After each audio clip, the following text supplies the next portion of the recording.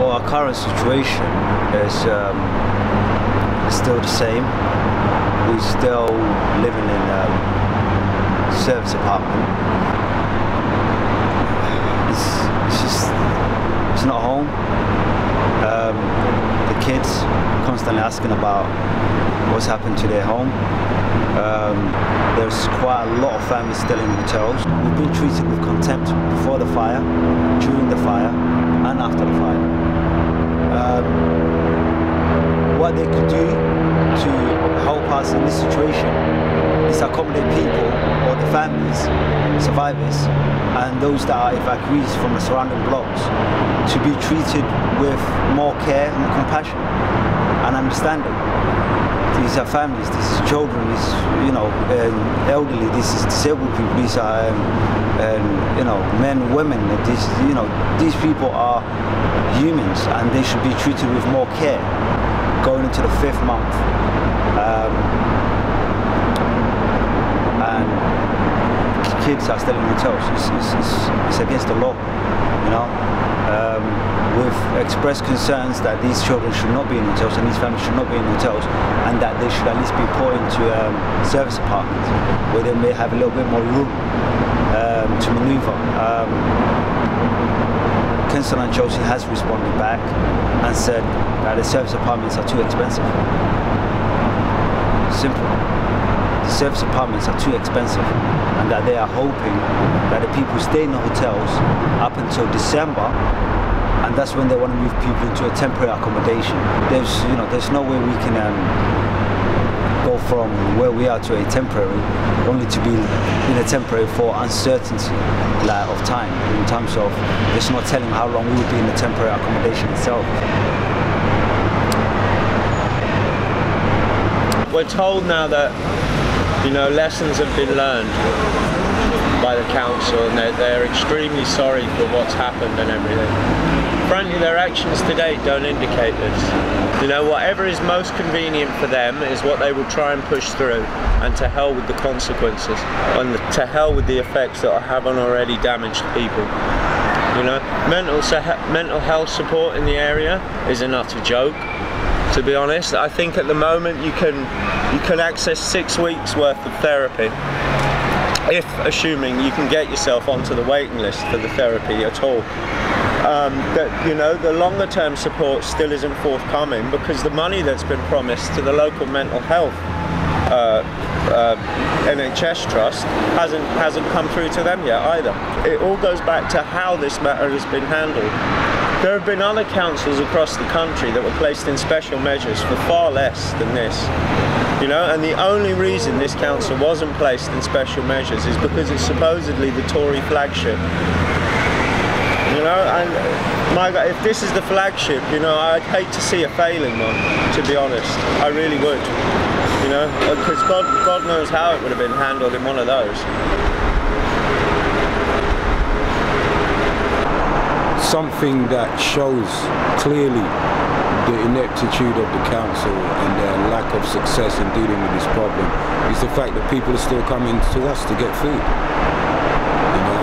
Cans of soup or whatever, or cereal or whatever we've got left here that is of use to people, we're still passing on, going on to 5 months later. And to me, that's not acceptable in this situation where this borough is as rich as it is. And it goes back again to that historical disparity between the rich and the poor in this borough, and how that plays out. Because one of the reasons why the council are failing at every step is because they have no relationship with the community that they're supposed to serve. They never have done. The whole process of what we call gentrification is part of something that's been going on for decades, and different waves of that going on. There's probably been at least 3 waves of that already, and each wave has got more intense. The drive behind it, that corporate greed behind it, is now fully illustrated to a terrifying level, do you understand, by Grenfell, because that is the most extreme example of that drive to get us out of the area. The question of a philosophy that is being put forward is the question of actual what we call the managed decline of estates, so that it gives a space for regeneration, and regeneration for most people, certainly in this area and across London, equals social cleansing. So that is a kind of general local authority and right up to governments who've made those kind of decisions.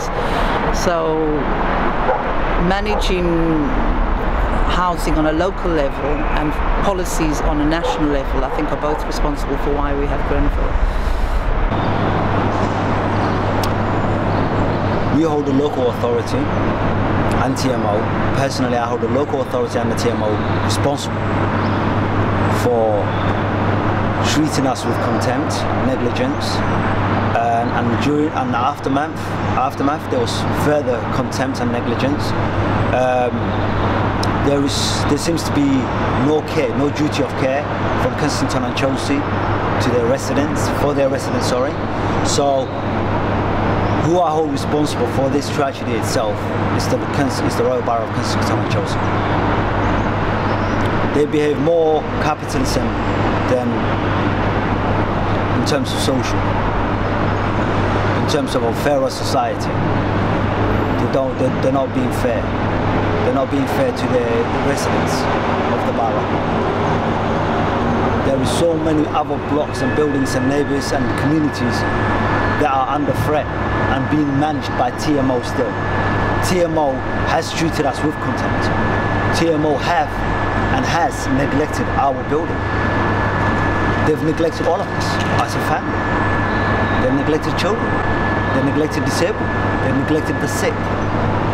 There were people with diabetes and that had really bad mobility and were not able to walk. They were placed on the 23rd floor. These things need to change. There needs to be a reform and a robust law in place. We are humans. We should be dealt with differently.